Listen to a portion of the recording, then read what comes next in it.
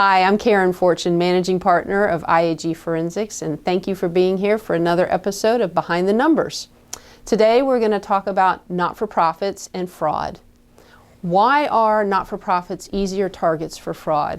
Well, there's a number of reasons. Number one, most nonprofits are mission-focused and they're not profit-motivated, so the focus is primarily on the mission, delivering services, meeting the needs of their constituents and their communities, rather than paying attention to their books and records.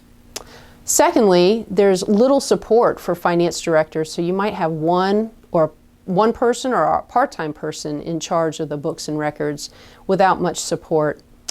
In addition, with that finance director, they may have little supervision, so they're able to do whatever they need to do or whatever they want to do with the finances of the organization. And the expertise of most of the folks in the organization is not business. They are delivering, again, the services or meeting the needs of the community.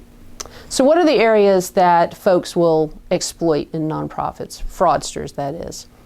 Well, there are a few things. One, cash donations can go missing, and you might not know this if you're not comparing donor records to cash receipts.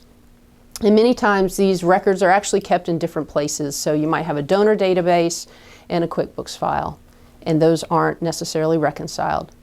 In addition, PayPal accounts tend to be used a lot in nonprofits, and PayPal accounts are an easy target for fraudsters.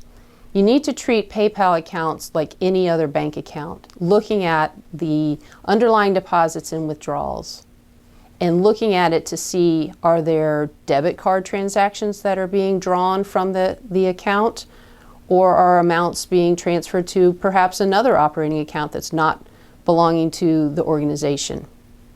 In addition, we have seen folks that will take extra payroll for themselves, their family members, or other loved ones. And they might use the organization's credit cards for their own personal benefit, whether it be for travel, meals and entertainment, or perhaps even inappropriate expenses like adult entertainment or gambling. Lastly, we have seen many instances where checks have been written to themselves. So the finance director might just write a check to themselves, but code it in the books and records as a legitimate business expense to a vendor.